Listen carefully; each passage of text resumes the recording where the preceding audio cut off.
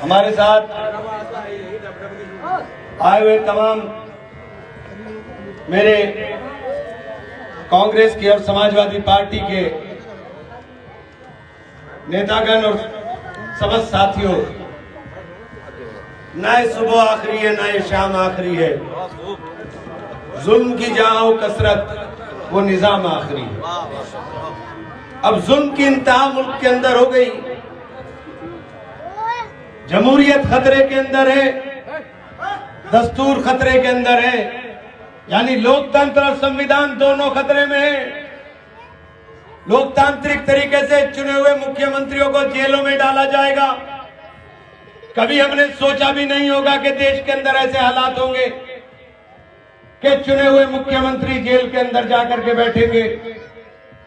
संविधान जिसको बाबा साहेब भीमराव अंबेडकर ने देश की विविधता को एकता में पिरोने के लिए, जिस देश के अंदर 50 किलोमीटर पर बोली बदली जाती हो, 3,500 से ज्यादा जाति और धर्म के लोग जिस देश के अंदर रहते हो, उस देश की विविधता को एकता के सूत्र में पिरोने का काम अगर किसी ने किया तो देश के संविधान ने किया।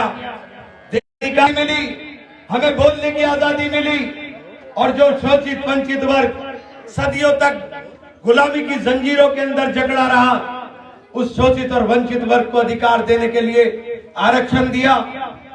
उन लोगों को ऊपर उठाने के लिए आरक्षण की व्यवस्था संविधान के अंदर करने का काम किया। और जब देश के अंदर संविधान बदलने की बात हो तो मैं नहीं समझता हूं कि कोई आदमी जो देशभक्त है, जो राष्ट्रभक्त है, वो संविधान के साथ छेड़छाड़ बर्दाश्त कर लेगा।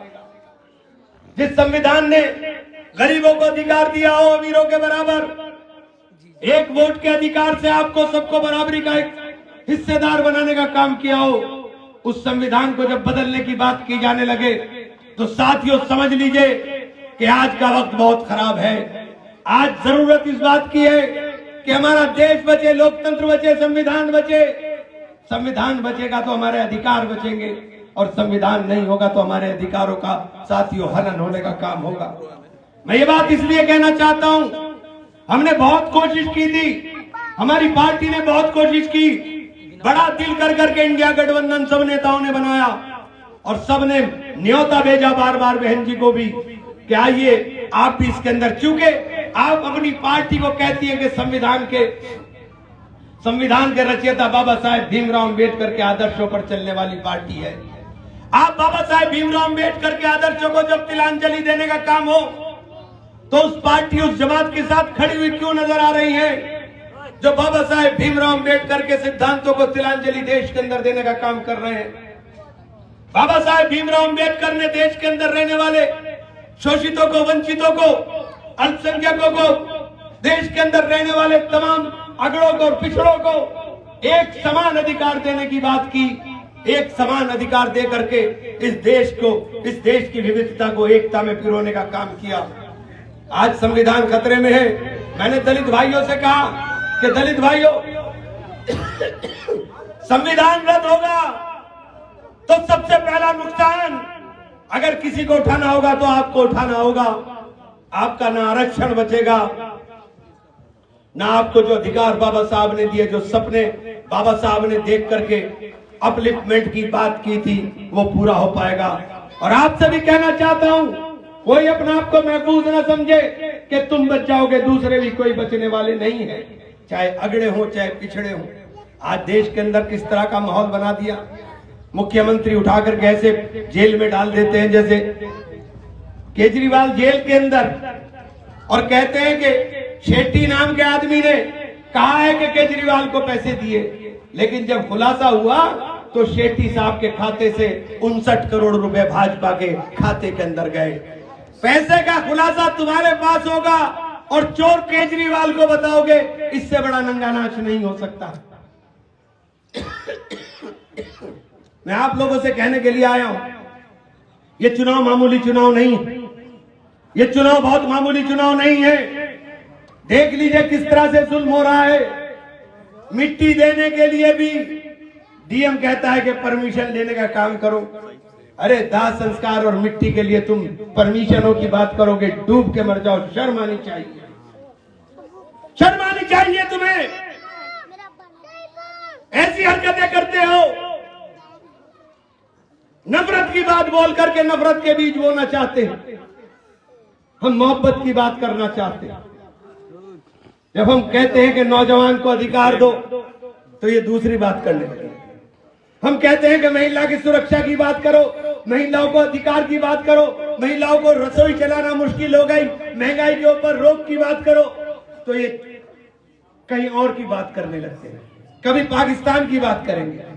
अभी कल मैं सुन रहा था कोई और दीप उठा लाए कि ये दीप लाए हैं।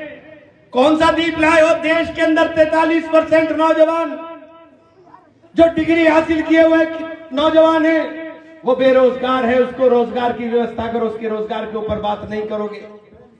जब भर्ती खोलोगे, भर्ती के अंदर पेपर लीक करा दोगे और भर्ती रोक दोगे, नौजवान के सपनों को चकनाचूर कर दोगे।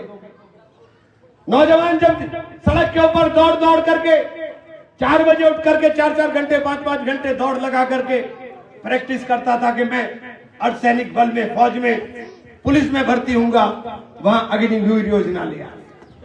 अग्निवीर योजना ला करके उनके सपनों को तिलांजलि दे दी। 4 साल नौकरी कर पाओगे।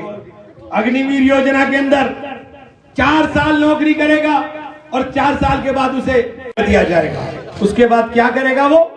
उसके बाद ना वो खेती के लायक रहेगा, ना वो नौकरी के लायक रहेगा, डंडा लेकर के चौकीदारी करेगा।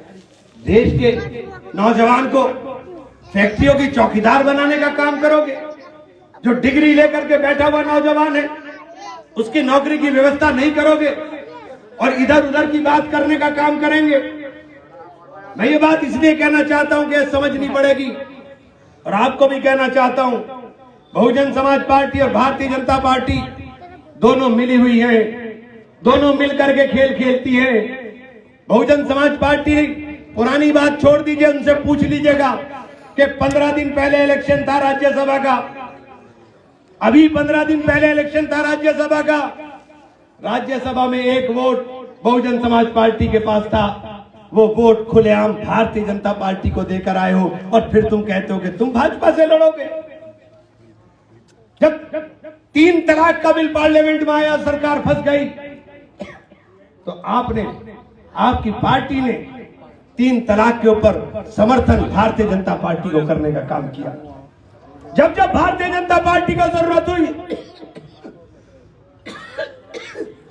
जब जब जरूरत भारतीय जनता पार्टी को हुई, भारतीय जनता पार्टी की मदद आपने करने का काम किया, बहुजन समाज पार्टी ने करने का काम किया। जो आज आपके बीच में आकर के बहुत सारे, जब भी चुनाव आता है, जैसे चुनाव आया वैसे ही बिरादरियों के नाम पर नेता खड़े होने लगे। इनसे पूछे कि 5 साल कहां रहते हो भाई? 5 साल कहां रहते हो तुम? अभी दिल्ली का वीडियो देखा था तुमने? सजदे में गए हुए लड़के के पीछे लात पड़ रही थी, तो लात पड़ते हुए से किसी ने नहीं पूछा था कि आप कौन से हो, आपके आगे मलिक लगा है कि आपके आगे खान साहब लगा है कि आपके आगे शेख जी लगा है कि पराड़ा लगा है, क्या लगा है, कुछ नहीं पूछा था। वो सजदे में था, उसके पीछे लात पड़ रही थी। आप समझते नहीं हो इस बात को? क्या इतनी बेहिसी हो जाएगी आपके अंदर क्या? और ये जो आपको बांटने की बात करते हैं, ये कहां गायब रहते हैं 5 साल? इनके टेलीफोन भी नहीं उठते, मुट्ठी बीच बीच के आके कहेंगे यूं कर देंगे।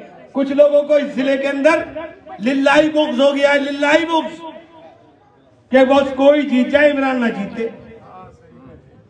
कोई जीत जाए इनकी तरफ से, कि इमरान ना जीते। किस लिए इमरान को हराना चाहते हो? तुम खुद कुछ करोगे नहीं, इमरान से लंबी लकीर खींचो, तब समझ में आएगा। जरूरत पड़ती है, कहीं नजर नहीं आते हो। नेता का काम क्या होता है? झाड़ू लगाना है क्या? गांव में सफाई करना है? नेता का काम है वक्त और जरूरत के ऊपर आपके साथ खड़ा हो जाए। 2 बजे भी फोन करोगे, 2 बजे हाजिर रहूंगा। इन्हें दिन में 2 बजे कर लो, इनके फोन नहीं उठने के, या तो खुले नहीं होने के या उठने के नहीं। और बात करेंगे नेतागिरी की, आकर के ब्याज जी के नाम पर हम ये कर देंगे। क्या कर दोगे भाई? एक जगह बता दो कहीं तुम्हारे अंदर दम हो या हिम्मत हो। नेता का इकबाल बुलंद होगा, तो साथियों गांव में बैठे हुए ताकत का एहसास रहेगा। अपने नेता को कमजोर मत करो। इस हालात में और इस माहौल में बार बार कह रहा हूं, कमजोर मत करो। जिस तरह से भारतीय जनता पार्टी के लोग 3 रमजान उठा के देख लो, हर रमजान में किसी ना किसी की मौत है। अरे तुम्हारी आवाजों को दबाया जा रहा है, तुम्हें समझ में नहीं आता क्या? आज ये बात कर रहे हो आप? मैं आप लोगों से कहने के लिए आया हूं कि आज जिस तरीके से समर्थन मुझे तमाम बिरादरियों के स्टेज सजा हुआ है, यह है गुलदस्ता हिंदुस्तान का। यह है गुलदस्ता हिंदुस्तान में पंडित भी खड़ा है, ठाकुर भी खड़ा है, गुजर भी खड़ा है, दलित भी खड़ा है, काम्बोज भी खड़ा है, सैनी भी खड़ा है। यह है गुलदस्ता हिंदुस्तान का। हिंदू मुस्लिम सिख ईसाई आपस में भाई भाई। कहां नफरत की बात कर रहे हो? हम मोहब्बत की अलग जगाने आए हैं, हम मोहब्बत का पैगाम देने आए हैं। दलित भाइयों से कहना चाहता हूं, ऐ मेरे दलित भाइयों, सबसे पहला चोट आपके ऊपर हो रही है, आपके अधिकार पर हो रही है। इस संविधान को बचा लीजिए, इस संविधान की रक्षा कर लीजिए। इस संविधान की रक्षा इंडिया गठबंधन के अलावा कहीं नहीं होने वाली है। इसलिए आपसे कहना चाहता हूं, एक एक वोट मेरे भाइयों, मेरे दोस्तों, बुजुर्गों, मोहब्बत के नाम के ऊपर, भाईचारे के नाम के ऊपर, जिस भाईचारे पर चोट इन्होंने बहुत दिन दी है, उस भाईचारे की चोट को साथियों याद रख लो।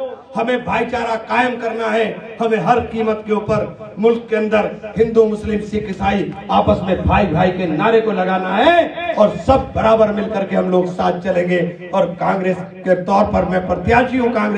कांग्रेस का हाथ का चुनाव निशान है। इंडिया गठबंधन ने मुझे प्रत्याशी बनाया है। समाजवादी पार्टी और तमाम तर पार्टियों का प्रत्याशी आपके बीच में। उस हैसियत से आपसे गुजारिश करना चाहता हूं, मैं तो जीत कर भी आपका हूं, मैं हार कर भी आपका हूं।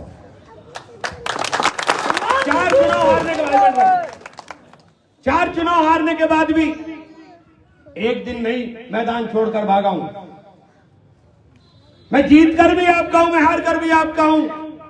और मेरे मध्य मुखालिफ ना जीत के आपके हैं ना हार के आपके। जो गद्दड़ हो भाग गए। एक तो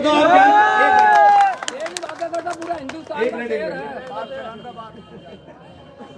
एक आज भाजपा वाले हमारे दोस्त 5 साल एमपी रहे, तब वो बेचारे किसी के मरने जीने में साथी दुख में शामिल नहीं थे और 5 साल हार के तो दिखाई नहीं दिए। और दूसरे साहब बहुत शोर मचा रहे। अभी पिछला ही चुनाव 2022 का देवबंद में था, कितने वोट मिले थे वहां? कितने वोट मिले थे उनको वहां? मध्य मुखालिफ अकेले लड़ रहे थे, अकेले लड़ रहे थे। कार्तिक राणा को 86,000 वोट मिले थे और वो तीसरे स्थान के ऊपर रहे। सिर्फ हराने के लिए लड़ना चाहते हो, सिर्फ हराना चाहते हो और कोई मकसद नहीं आपका। आप लोगों से गुजारिश करने के लिए आया हूं, अपने वोट को बर्बाद मत करिए। देखिए, वोट ऐसे डालिए जिसे जिताना चाहते हो वो जीत जाए और जिसे हराना चाहते हो वो हार जाए। ऐसी जगह वोट डाल के कोई फायदा नहीं। जिसे जिताना चाह रहे वो जीत नहीं रहा और जिसे हराना चाह रहे वो हार नहीं रहा। मैं दलित भाइयों आपसे कहना चाहता हूं, अपने वोट को अपने संविधान की रक्षा के लिए इस्तेमाल करिए। अपने वोट का इस्तेमाल अपने अधिकारों को संरक्षित करने के लिए करिए। हमारे नेता ने गारंटी दी है देश के लिए। इंडिया गठबंधन की गारंटी है 5 देश के लिए और उन 5 गारंटी के ऊपर जिस दिन गठबंधन की सरकार बनेगी 24 घंटे के अंदर काम शुरू हो जाएगा। ये गारंटी आपको सहारनपुर से इमरान मसूद देना चाहता हूं। मेरे बारे में एक बात आपको अच्छी तरह पता है कि किसी के ऊपर कई बार सुख में शामिल हूं ना हूं, लेकिन तुम्हारे दुख में हमेशा शामिल, हर जगह शामिल। इसलिए ज्यादा कुछ ना कहकर अपनी बात को खत्म करूंगा।